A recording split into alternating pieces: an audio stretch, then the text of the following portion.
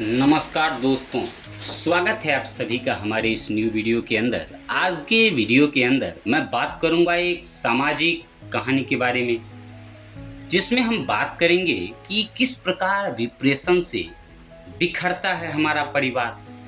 तो सर्वप्रथम तो परिचय से बात करेंगे कि भारत का करीबी पड़ोसी नेपाल वर्तमान समय में एक गंभीर सामाजिक समस्या से जूझ रहा है। यह समस्या है विवाहेतर प्रेम और उससे टूटता परिवार। रोजी रोटी की तलाश में विदेशों में गए युवकों की पत्नियों का पर पुरुष के और पत्नियों का पर स्त्री के साथ संबंध समाज को एक अलग तरह के अवसाद में ले जा रहा है। तो इन्हीं परिचय के साथ चलिए वीडियो में हम आगे विस्तार से हम इस टॉपिक पे बात करते हैं।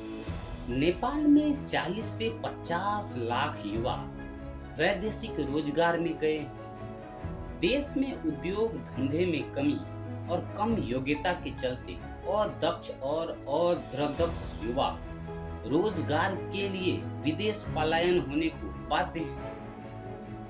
नेपाल की कुल आबादी करीब 3.25 करोड़ है।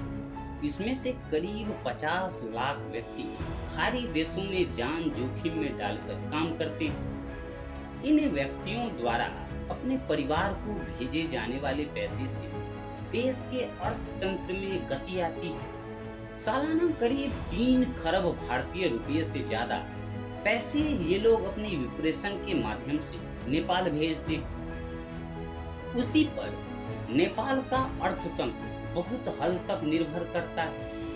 हर एक दिन राजधानी काठमांडू के त्रिभुवन अंतर्राष्ट्रीय विमान स्थल पर करीब 1700 नेपाली नागरिक कतर, दोहा, कुवैत, मलेशिया, कोरिया सहित अन्य खाड़ी मुल्कों में रोजगारी में जाने के लिए लाइन में खड़े दिखते हैं। कितने ही युवा कठिन काम करने के दौरान मृत्यु का वरण कर लेते हैं।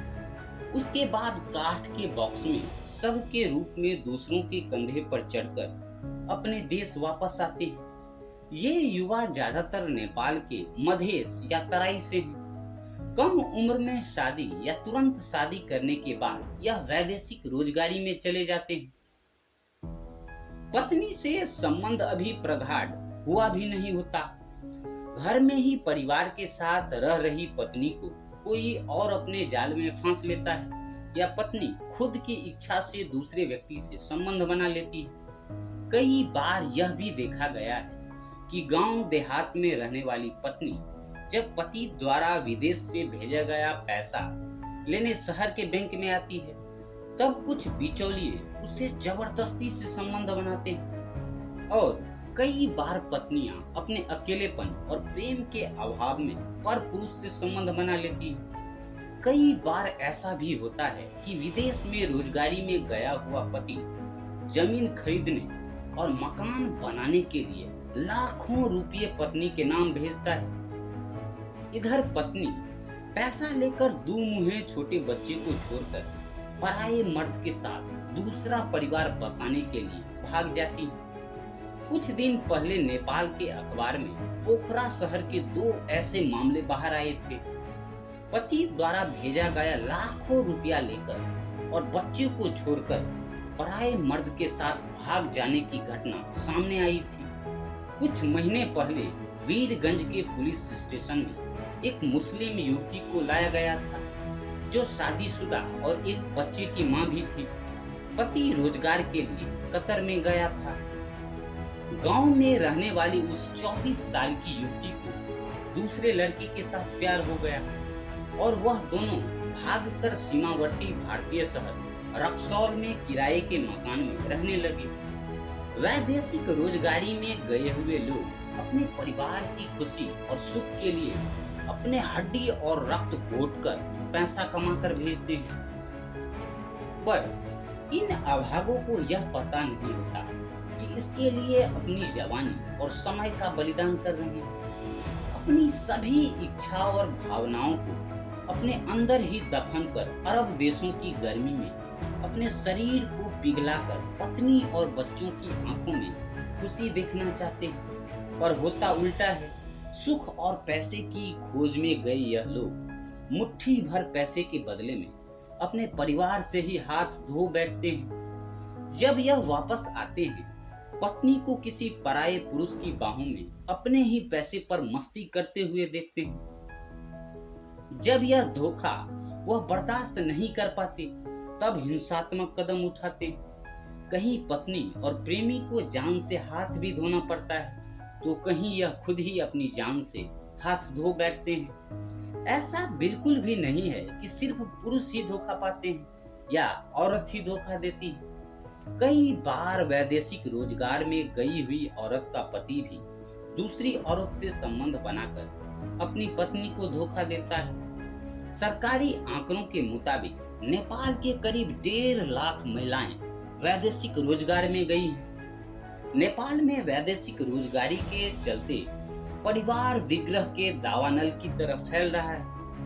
नेपाल के तराई या मध्येश में बढ़ते ही जा रहे विवाहेतर संबंध के कारण पर मानवीय शास्त्री सुरेश ढकाल कहते हैं कि रोजगारी की खोज में देश के एक भूभाग से दूसरे भूभाग में और विदेश में रोजगार के लिए बड़ा सपना लेकर गए हुए लोगों ने इसके लिए आधार भूमि तैयार कर दी है। मानव शास्त्री ढकाल के विचार में विवाहेतर संबंध को खराब बोलकर किसी एक पर दोष लगाने से बेहतर है कि इसको सही तरीके से व्यवस्थित किया जाए।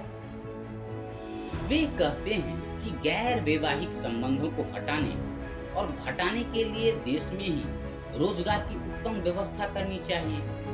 20 से 35 साल के उर्वर उम्र के युवाओं की बड़ी संख्या वैदेशिक रोजगारी में गई। इस उम्र के बहुत से युवाओं की शादी हो चुकी होती है या फिर होने वाली होती है। इस उम्र में अपनी शारीरिक इच्छाओं का दमन करना काफी मुश्किल होता है। लिहाजा इस तरह की घटनाओं का बढ़ना कोई आश्चर्य की बात नहीं है। वैदेशिक रोजगार में गए हुए युवाओं की बदौलत प्राप्त होने वाली विप्रेशन की बड़ी रकम ने देश के अर्थतंत्र को थामा हुआ है। यह कोई गर्व करने लायक बात नहीं है। इससे समाज में आया हुआ विचलन खराब भविष्य की ओर संकेत करता है। समाज, देश और सरकार इसके नकारात्मक परिणामों को कैसे संबोधन करते हैं और कैसे सुलझाते हैं, यह महत्वपूर्ण है। तो दोस्तों, ये रहा हमारा आज का वीडियो कंप्लीट ऑडियो बुक, जिसमें हमने बात की विस्तार से कि आखिर विप्रेशन से कैसे हमारा परिवार बिखरता है। इसके ऊपर आशा करता हूँ कि काफी अच्छा लगा होगा वीडियो, कुछ नई जानकारी सीखने को मिली होंगी। यदि वीडियो अच्छा लगा हो तो प्लीज वीडियो को अधिक से अधिक लाइक करें, शेयर करें, सब्सक्राइब जरूर करें और कमेंट सेक्शन के अंदर अपना महत्वपूर्ण फीडबैक, सजेशंस, वीडियो के प्रति राय, आगे आप किस टॉपिक पे वीडियो देखना चाहते हैं, किस टॉपिक से रिलेटेड वीडियो देखना चाहते हैं, जरूर लिखें, जरूर बतावें, जरूर अपना सुझाव दें। फिलहाल आज के वीडियो के अंदर इतना ही। मिलेंगे आप सबों से फिर कल किसी नेक्स्ट टॉपिक के साथ, नेक्स्ट वीडियो के साथ, नेक्स्ट ऑडियो बुक के साथ। तब तक के लिए थैंक्स फॉर वॉचिंग।